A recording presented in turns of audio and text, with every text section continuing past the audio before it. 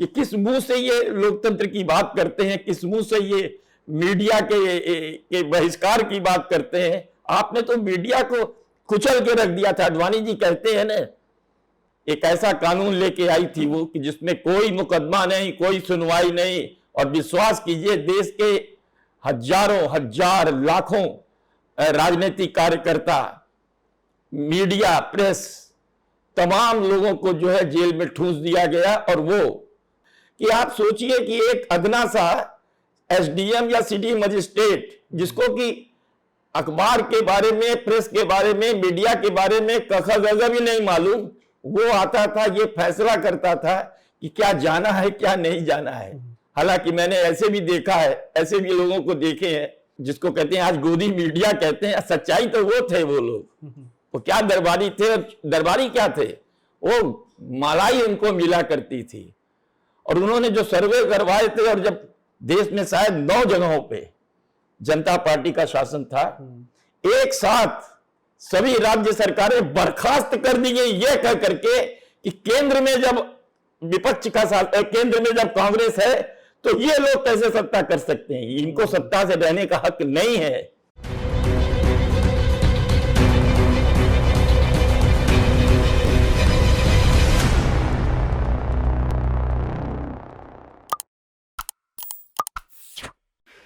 जय Hind, Vande Mataram. Expose times में आपका स्वागत है। मैं हूं मोनेश श्रीवास्तव।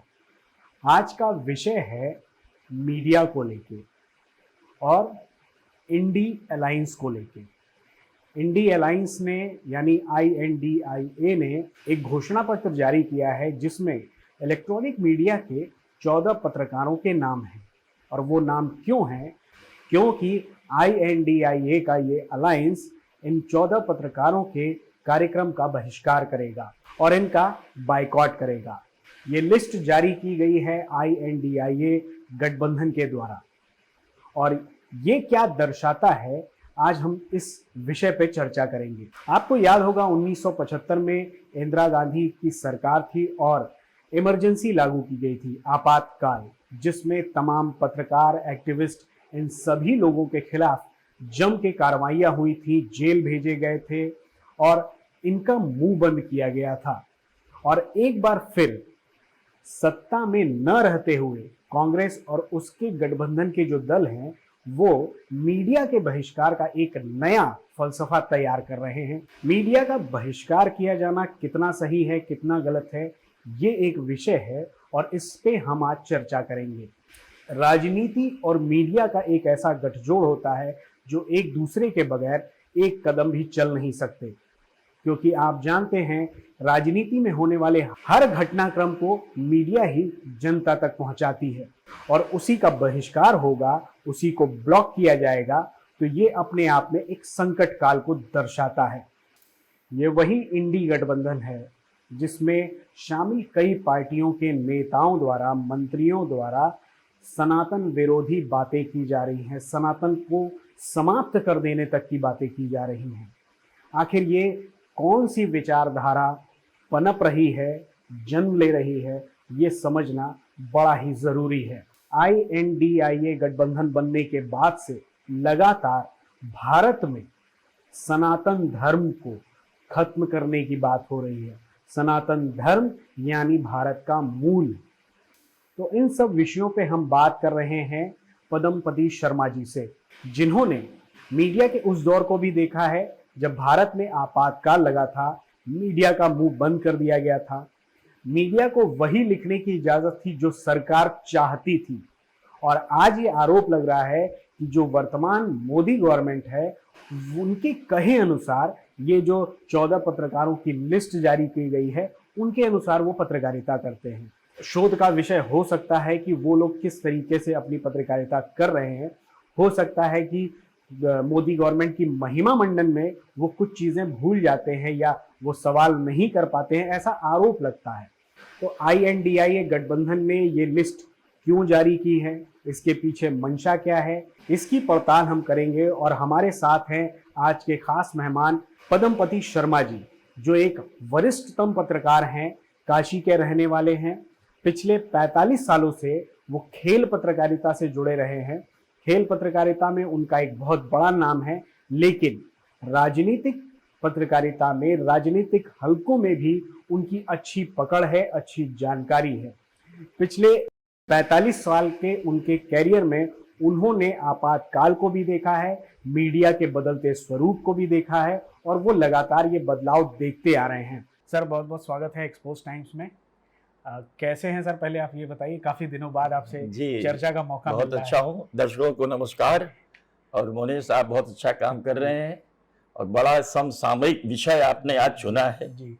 और मैंने भी सुबह क्या शाम को ही मैंने एक्स पे देखा था, तमाम तरह के ट्वीट हुए थे। तो सर, मैं यही हमारा सवाल भी यही है कि जो ये इलेक्ट्रॉनिक मीडिया के 14 पत्रकारों को बैन लगाया गया, ये क्या ये इशारा है कि जो सवाल पूछेगा, जो गठबंधन नया बना है इससे सवाल पूछेगा, तो क्या इन्हें उनको बैन कर दिया जाएगा? इस पे आपकी क्या राय है और आप क्या इसको कैसे देखते हैं? ये इन्होंने संकेत दिया है और धमकी है एक तरह से इन पत्रकारों को कि अगर हम सत्ता में आए तो आपके संग क्या सलूक करेंगे, याद रखिएगा।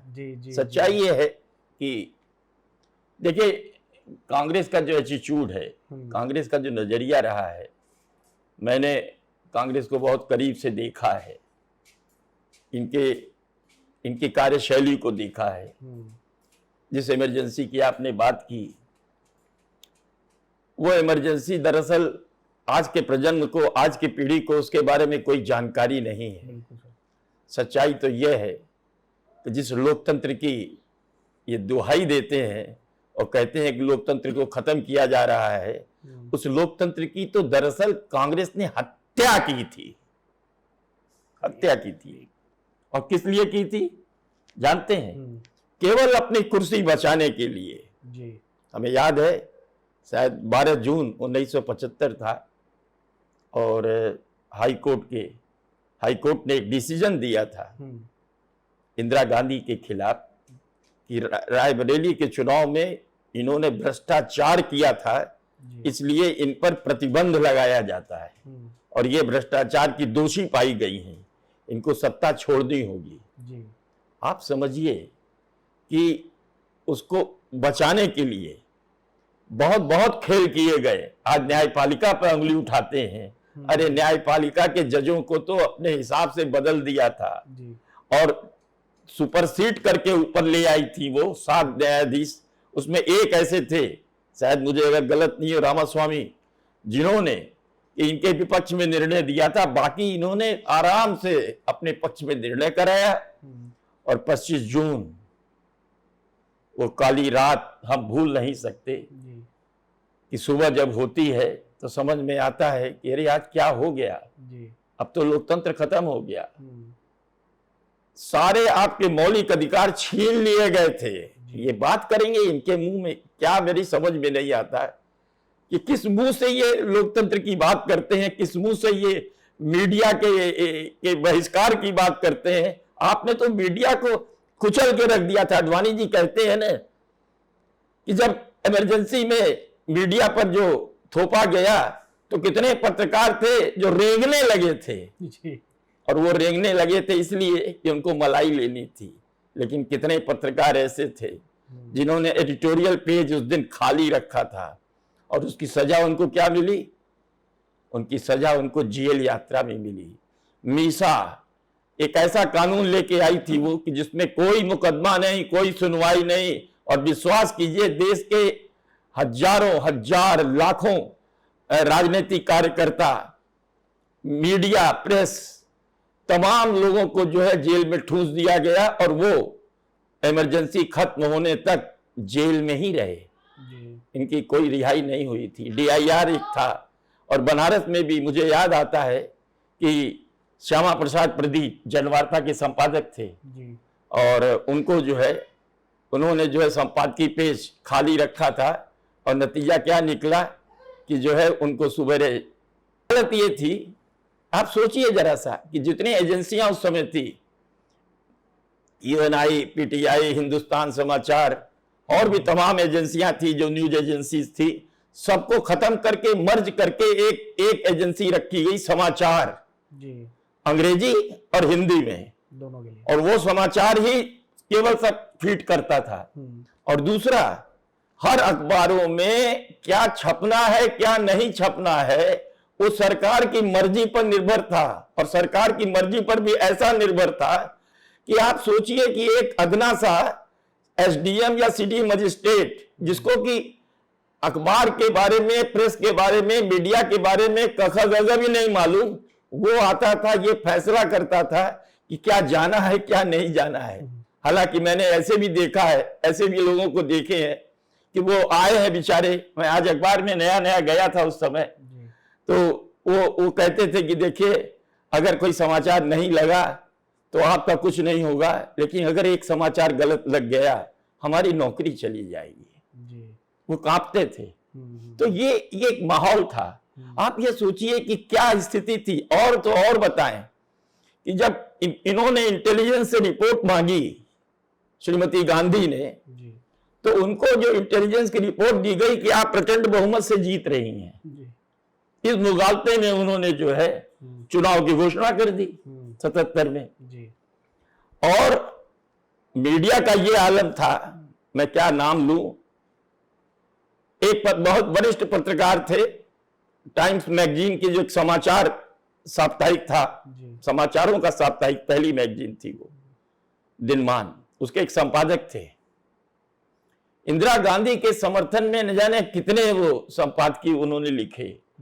सर्वे कराया फर्जी, और सब सर्वे में ये दिखाया गया कि भाई कांग्रेस जो है प्रचंड बहुमत से सत्ता में वापस कर रही है, वापसी कर रही है।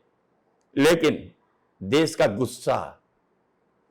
गुस्सा जब चुनाव की घोषणा होती है तो सारी की सारी पार्टियों ने अपने को मर्ज किया। जनसंघ जो थी वो भी जो है अपने को मर्ज करके जनता पार्टी में शामिल हुई। समाजवादी, प्रसोपा, सोपा, न जाने कितनी पार्टियां थी, लेफ्टिस्ट अलग रहे, लेकिन उन्होंने समर्थन दिया था। मार्क्सवादियों ने भी और कम्युनिस्ट ने भी, दोनों ने समर्थन दिया था। लेकिन बाकी की जितनी भी अधिकांश राजनीतिक पार्टियां थी उन्होंने जनता पार्टी में अपने को समाहित कर लिया था। जब रिजल्ट आया और सर्वे बताया तो वो जो जिसको कहते हैं आज गोदी मीडिया कहते हैं, सच्चाई तो वो थे वो लोग। वो क्या दरबारी थे, दरबारी क्या थे, वो मलाई उनको मिला करती थी। और उन्होंने जो सर्वे करवाए थे, और जब कांग्रेस हार गई, पहली बार देश में जो है सत्ता से बाहर हुई, तो वो सज्जन जो है पहुंच गए वहां।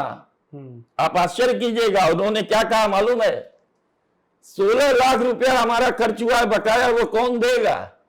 आप सोचिए कि कहां हम लोग खड़े हैं। लेकिन उसके बाद भी देखिए छल कपट प्रपंच से 1980 में जो है इंदिरा जी ने 16 सत्ता हासिल कर ली। जनता पार्टी का जो शासन था, मैं समझता हूं कि सही मायने में राम राज्य था। मोरारजी भाई प्रधानमंत्री थे और बहुत कायदे से उन्होंने सत्ता को चलाया था, और स्टेट में भी सरकारें बनी। आप कहिए कि लोकतंत्र की हत्या। जब 1980 में इंदिरा गांधी ने सत्ता में वापसी की छल से संजीव रेड्डी, जिनको कि जयप्रकाश जी ने बनारस के मूर्धन्य समाजवादी प्रखर नेता रोहित मेहता, बहुत बड़े समाज सेवी थे, उनके नाम का की संस्तुति की थी जनता पार्टी से। लेकिन जनता पार्टी ने क्या किया कि संजीव रेड्डी को, जिनसे इंदिरा गांधी की झगड़े हुए थे और वो हारे थे, उनको राष्ट्रपति पद के लिए, लेकिन वो भूल गए कि उनमें खून उनका था, कांग्रेस का। और उन्होंने वो खेल खेला कि चौधरी चरण सिंह जो कार्यवाहक प्रधानमंत्री थे उनको भगा दिया, वो सदन का सामना, लोकसभा में सामना नहीं करने दिया और सरकार को गिरा दिया गया। ये बड़ा भारी खेल हुआ था। और उसके बाद क्या हुआ मालूम है आपको? देश में शायद 9 जगहों पे जनता पार्टी का शासन था।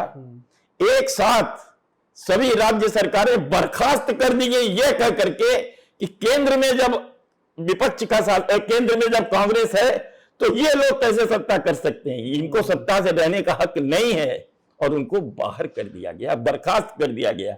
ये लोकतंत्र की बात करेंगे? ये बात करते हैं लोकतंत्र की हत्या हो रही है जी। और जिन्होंने खुद लोकतंत्र की, अरे रेवड़ी की तरह से 1992 याद नहीं है, जब विवादास्पद ढांचे का ध्वंस हुआ तो जहां जहां भाजपा की सरकारें थी उनको बर्खास्त कर दिया गया। उनका क्या कसूर था? हिमाचल में क्या कसूर था? मध्य प्रदेश में क्या कसूर था? लेकिन उनको भी वहां से हटा दिया गया, बर्खास्त कर दिया गया।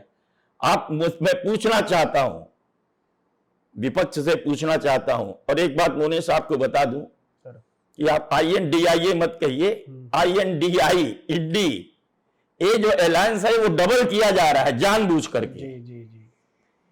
जब आप INDI कहेंगे तब आगे अलायंस जुड़ेगा, और यहां तो INDA कह के फिर अलायंस बोला जाता है। आखिर जो उनका शब्द है वो अलायंस है, तो इंडी है दरअसल, INDI, और वो अलायंस है। तो ये जो अलायंस है, ये अलायंस दरअसल एक लुटेरे भ्रष्टाचारियों का एक समूह है जिसकी दुकानें बंद हो चुकी हैं, और उस दुकानों से बंद होने से उनका जो मानसिक स्थिति है वो बिगड़ चुकी है। और नतीजा ये हुआ है कि मोदी को हराने के लिए, मोदी को हटाने के लिए ये सारी की सारी ये प्रक्रिया रची गई है। ये सारी रणनीति जो है भाजपा के खिलाफ कम है, मोदी के खिलाफ ज्यादा है, क्योंकि वो जानते हैं कि मोदी की लोकप्रियता की कोई सीमा नहीं है, चाहे देश हो चाहे विदेश हो। लेकिन अगर वो उनकी छवि पर अगर हम खरोंच ले आते हैं तो निश्चित रूप से भाजपा का सफाया हो जाएगा, और हम मिलकर लड़ेंगे। अरे मिलके क्या लड़ोगे, आपस में पहले तो एक हो, वो अभी तक एक नहीं हुए हो। खैर, मैं बता रहा था आपको कि इनके जो कर्म है, 1980 का दशक था, जगन्नाथ मिश्र की सरकार थी बिहार में। जगन्नाथ मिश्र प्रेस के लिए एक काला कानून फिर लेके आए, राजीव गांधी प्रधानमंत्री थे। उस काले कानून के विरोध में मुझे अच्छी तरह स्मरण है कि पहली और अंतिम बार पूरे देश में केवल मीडिया नहीं, मीडिया घराने भी, यानी कि अखबारों के स्वामी भी, उस समय इलेक्ट्रॉनिक मीडिया के नाम पर तो सिर्फ दूरदर्शन हुआ करता रहा, तो कुछ था नहीं, उन सबों ने राष्ट्रीय स्तर की हड़ताल की थी। मुझे याद है मैं जागरण में था उन दिनों, और जागरण के मालिकों ने कहा कि आप दस्तखत कर दीजिएगा दूसरे दिन आके, और वो जुलूस निकला काशी में पूरा, और वहां विरोध हुआ, और अंत में राजीव गांधी को उस प्रेस को जो है, उस कानून को जो है रद्द करवाना पड़ा जगन्नाथ मिश्रा के थ्रू। तो ये तो इनके कुकर्म रहे हैं, ये क्या बात करेंगे। और होता क्या था जानते हैं आप, क्यों ये बौराए हुए हैं? बौराए इसलिए हैं कि पूर्व के जितने प्रधानमंत्री हुआ करते थे वो क्या करते थे, जब विदेश जाते थे तो अपने चुनिंदा दरबारी पत्रकारों को, संपादकों को साथ में ले जाते थे। और वहां क्या होता था, वहां इनको जब जाते थे ये लोग, तो डॉलर जो है इनको बड़े आराम से मिलते थे। और डॉलर जो है बाजार में ब्लैक जिसका डॉलर का था उन दिनों, ये हालत थी। और वो डॉलर लेते थे और वहां पहुंचे, फ्री में आना जाना है, हवाई यात्रा होती थी, डिस्काउंट पे इनको होटल मिलते थे, लंच और डिनर चूंकि राजकीय हुआ करते थे तो पैसा लगता नहीं था, और नाश्ता जो है कहीं बाहर से कर लिया या कुछ कर लिया, कोई चेले चापड़े आ गए, खूब शॉपिंग करते थे और लाखों की शॉपिंग करके भारत आते थे। एक तो रिपोर्ट लग गई तो लग गई, नहीं तो कोई लगने की जरूरत नहीं है। मोदी ने इस प्रथा को बंद कर दिया। मोदी अब किसको ले जाते हैं? एक केवल जो है दूरदर्शन होता है, जो सरकारी दूरदर्शन है वो जाता है। बाकी जो टेलीविजन चैनल है अपने खर्चे से भेजते हैं, अपने खर्चे से जाते हैं, अपने खर्चे से होटल में रहते हैं, बड़ा लंबा खर्च होता है। दूसरी बात, ये मैं इस आज की पीढ़ी को ये बता रहा हूं, आज जो यंग जनरेशन हमारी है उसको ये मालूम होना चाहिए। होता क्या था कि आप ये सोचिए कि सरकार का गठन हुआ, सरकार का गठन हुआ, कौन मंत्री बनेगा, किसको मलाईदार विभाग मिलेगा, ये सारी खबरें जो थी वो दरबारी मीडिया जो था, जिसको कि ये गोदी मीडिया कहते हैं, सच्चाई तो वो गोदी थे, वो गोदी मीडिया के पास सारी खबरें लीक रहती थी, सारी खबरें रहती थी। और यही नहीं, कितने मीडिया के जो पर्सनल थे, मीडिया कर्मी इतने प्रभावी थे, दरअसल उनको मीडिया ब्रोकर कहना ज्यादा उचित होगा। वो क्या करते थे कि विभाग भी बदलवा देते थे साहब। और आप देखिए कि उनको आलीशान कोठियां, मकान, क्या क्या सुविधाएं नहीं मिलती थी। मुझे याद है कि जब मैं हिंदुस्तान में गया, लखनऊ में, ये बात है 2000 की, तो हमारे से भी कहा गया कि पदम जी आप परेशान मत होइए, आप केवल 2 ट्रांसफर करवा दीजिए, 20 लाख रुपया आपको आराम से साल में कमाई हो जाएगी। मैंने कहा अरे ये ऑफर था सर आपका? हाँ, मेरे लिए तो नई बात थी। हमने कहा ऐसा होता है? बोला अरे क्या बात करते हैं, यहां सब लोग करते हैं। ये चक्कर चल रहा था, आप सोचिए। और अटल जी क्या करते बेचारे? अटल जी तो एक 28-30 का गठबंधन था, उनकी पूर्ण बहुमत की सरकार थी नहीं, तो उनको उसी पर पार्टी पर चलना पड़ा, मजबूरी थी उनकी। लेकिन उन्होंने क्या किया था? मीडिया जो थी स्वतंत्र थी, उनके यहां जा सकते थे आप। मुझे याद है कि मैंने अपने 40-45 साल खेल पत्रकारिता को दिए हैं, और मुझे याद नहीं आता कि कभी किसी प्रधानमंत्री ने मीडिया को भी चाय पार्टी पर बुलाया हो।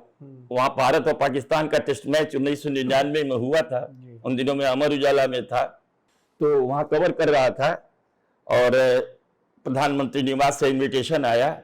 मेरे छोटे भाई ने कहा कि उनका दस्तखत ले लेना, तो उसी पर मैंने उनका दस्तखत लिया था। तो वो चाय पर उन्होंने बुलाया था, चाय पर बुलाया था, और पहला मौका था ये कि भारत पाकिस्तान की टीमें और हम जर्नलिस्ट, हम प्रधानमंत्री निवास में गए थे, और वहां हम लोगों ने 2-2.5 घंटे का समय बिताया था, और मैंने एक छोटा सा अटल जी का इंटरव्यू भी लिया था। लेकिन मीडिया के संग जो उनका दोस्ताना स्वभाव था, वो एक अलग बात है। मोदी ने ये सारी चीजें बहुत करीब से देखी हैं, और मोदी ने बहुत जुल्म सहा है। आप याद करिए, आज तो छोटी छोटी बात पे ये चिल्लाते हैं, कम से कम मुझे लगता है सुबेरे से शाम तक एक चीफ मिनिस्टर होने के बावजूद, जब इन पर 2002 के दंगे का आरोप लगा, तो ये गए और इन्होंने करीब 8-10 घंटा सवाल का जवाब दिया, और देने के बाद वहां कोई चाय भी नहीं पी, अपना पानी ले गए थे, अपना पानी पीते थे। तो जब ये सत्ता में आए, तब पहला काम इन्होंने यही किया कि जो ये मुफ्तखोरी होती थी वो सारी बंद। विदेश जाना है तो हम जाएंगे, हमारी टीम जाएगी साथ में, जो एक बहुत बड़ी टीम होती है सेक्रेटरीट की, वो टीम जाएगी, एक दूरदर्शन का आदमी रहेगा, वो जाएगा, वो दूरदर्शन की तरफ से फीड सबको देगा, और दूरदर्शन को आमदनी हुई करोड़ों की, होती है, आज भी होती है करोड़ों की आमदनी। एक समय सर दूरदर्शन बैठने वाला था, और आप देखिए क्या स्थिति दूरदर्शन की। दूरदर्शन के अशोक श्रीवास्तव को भी बैन किया गया, बहिष्कार किया गया। आप बहिष्कार करेंगे, किसका बहिष्कार कर रहे हैं? क्यों कर रहे हैं? क्योंकि वो सही सवाल पूछते हैं आपसे। नाविका कुमार को अगर आपने देखा होगा, तो वो सही सवाल पूछती है, चित्रा त्रिपाठी सही सवाल पूछती है, और दोनों से पूछती है। ऐसा नहीं है कि कोई एक तरफा काम करती है।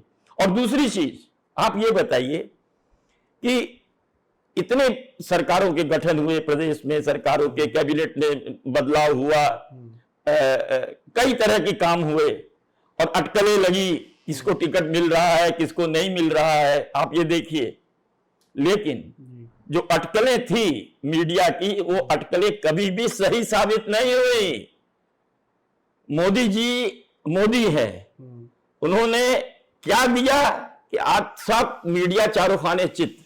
मुझे याद है कुछ दिन पहले की बात है, इंडिया टुडे ने कंक्लेव था, उनमें बुलाया था मोदी जी को, तो जो उसके मालिक स्वामी संपादक हैं अरुण पुरी हैं शायद में, उन्होंने कहा था कि मोदी जी आपने तो हम लोगों की दुकानें ही बंद कर दी, हम लोग को तो कुछ मिलता ही नहीं है?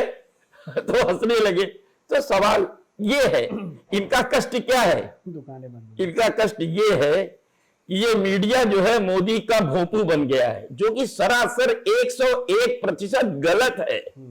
मैं दावे के संग कह सकता हूं कि कोई ये बता दे कि मोदी का अनड्यू एडवांटेज लिया हो किसी ने, या उनके लिए अलग से कोई बात कही हो।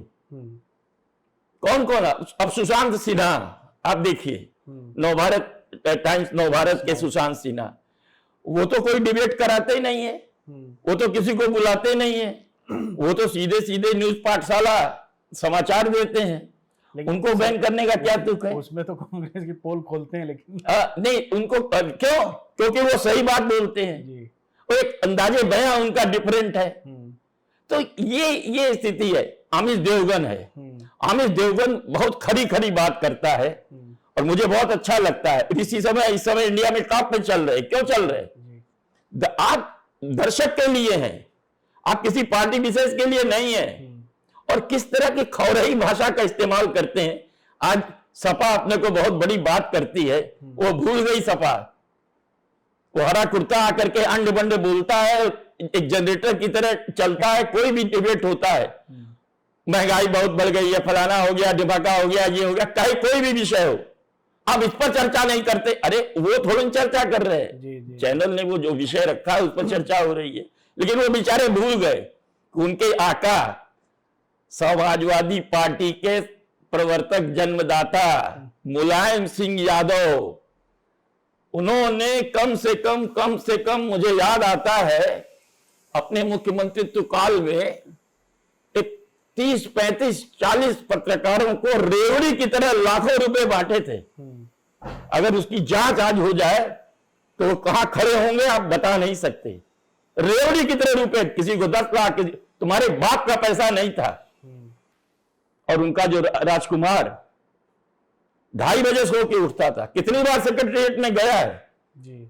आज का मुख्यमंत्री 18 घंटे काम करता है अपने प्रधानमंत्री की तरह से, और उसके पैर थिरकते रहते हैं, पूरा प्रदेश का दौरा करते रहते हैं और नई नई घोषणाएं करते रहते हैं। कहां एक बीमार राज्य था, आज कहां पहुंचा दिया उसको। तो मीडिया अगर उसकी तारीफ करेगा तो क्या वो भाजपाई हो गई है? वो गोदी मीडिया है। मैं यही सवाल पूछना चाहता हूं दर्शकों से, बताइए कि इनका अपराध यही था? नहीं, इनका अपराध नहीं है। सच्चाई यह है कि एक धमकी है, चेतावनी है, और मेरा पूरा विश्वास है कि कोई अनर्थ न हुआ अगर, तो वापस एनडीए सत्ता में वापसी करेगी। प्रधानमंत्री की लोकप्रियता की कोई सीमा नहीं है। आपने बार बार देखा होगा, आज भी जो नंबर 2 पे है, कहां 70% से ज्यादा उनकी लोकप्रियता है, और नंबर 2 पर जो है सज्जन राहुल गांधी, जो क्या बोलना है क्या नहीं बोलना है उनको खुद भी नहीं पता है। बोल के आगे बढ़ जाते हैं, जवाब देना नहीं आता, काउंटर क्वेश्चन होता है तो वो उससे कोई मतलब नहीं है। चीन पे कब्जा कर लिया है हमारी जमीन। अरे तुम्हारे बाप दादाओं ने चीन को दिया है भैया। 43,000 वर्ग मीटर जमीन जो है वो 1962 में भेंट की गई थी। भारत हारा नहीं था, प्रधानमंत्री द्वारा हरवाया गया था।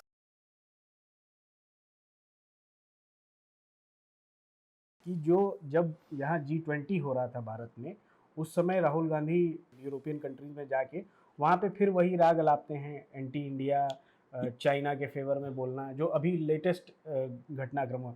एक तो ये चीज़ सर, इस पे आप अपना वक्तव्य दीजिएगा।